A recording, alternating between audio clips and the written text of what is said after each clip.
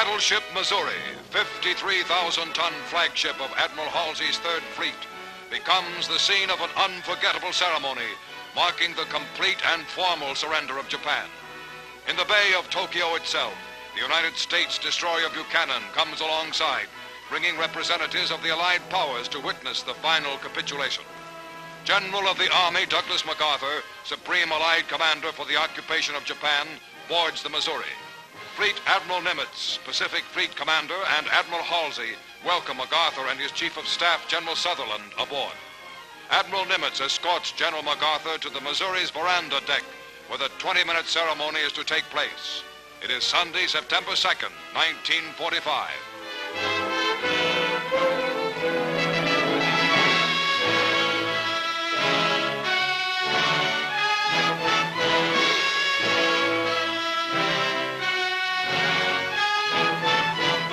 Cameramen and reporters of many countries record this historic moment as United Nations military leaders crowd aboard the Missouri and examine souvenir cards bearing the Japanese flag, special mementos of the occasion.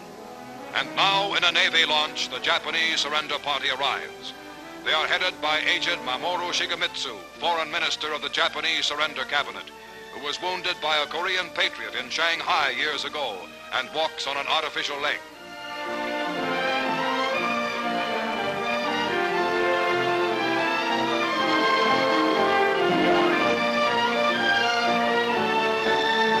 The Japanese delegation lines up on the opposite side of the surrender table from the Allies.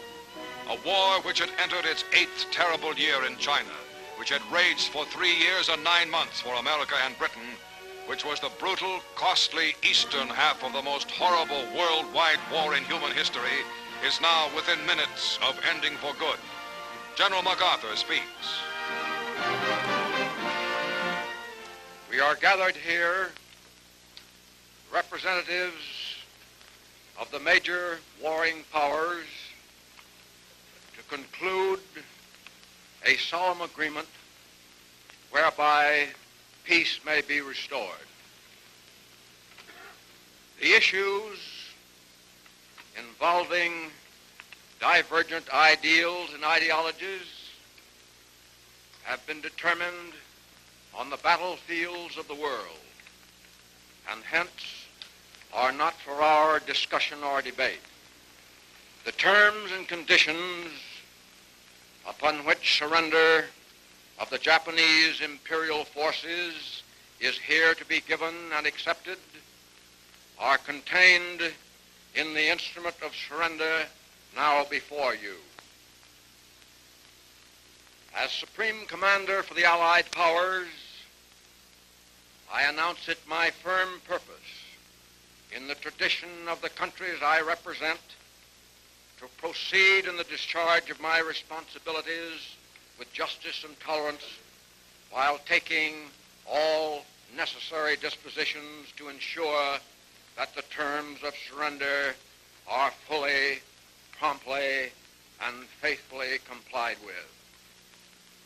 I now invite the representatives of the Emperor of Japan and the Japanese government and the Japanese Imperial General Headquarters to sign the instrument of surrender at the places indicated. Mr. Shigemitsu comes to the surrender table. These dramatic first pictures were made by newsreel war correspondents and Army and Navy cameramen and were specially flown back from Tokyo. The time is 9:05 a.m. The Japanese have been on board exactly 10 minutes.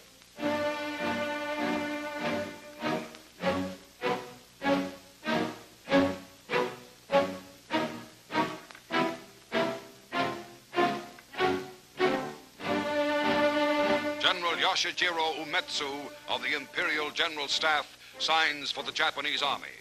The surrender documents by which Japan agrees to lay down arms completely and to obey all Allied orders issued by General MacArthur were printed by the Army on rare parchment found in a basement in ravaged Manila.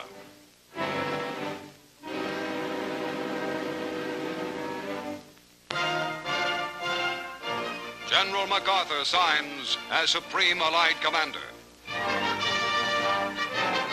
The first pen used is presented to General Wainwright of Corregidor.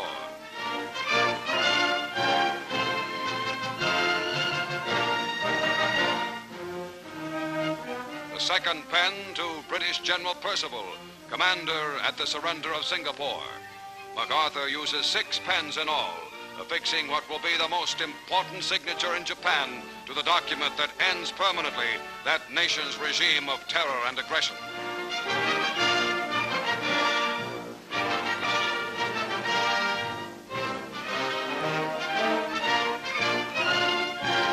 For the forces of the United States itself, Admiral Chester Nimitz signs.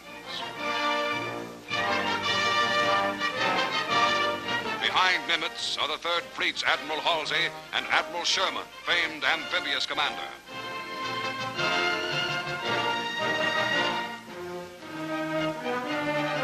General Su Young Chang, Chief of Military Operations for the Chinese National Council, signs for China.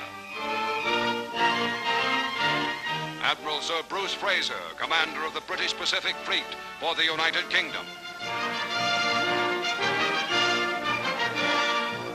Lieutenant General Kumsa Nikolaevich Derevyanko for Soviet Russia.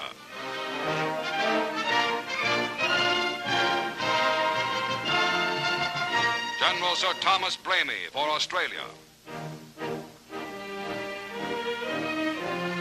Colonel Lawrence Moore Cosgrave for Canada.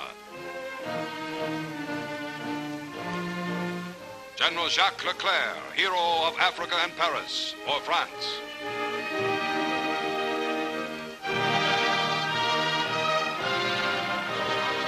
Admiral C.E.L. Helfrich for the Netherlands. Air Vice Marshal L.M. Issett for New Zealand.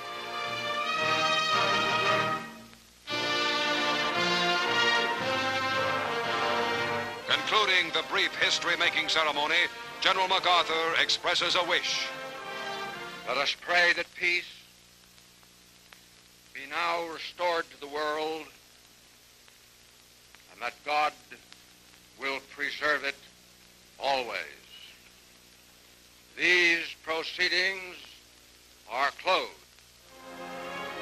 Swarms of United States aircraft fly in formation overhead as the ceremony ends. The final United Nations victory has been won.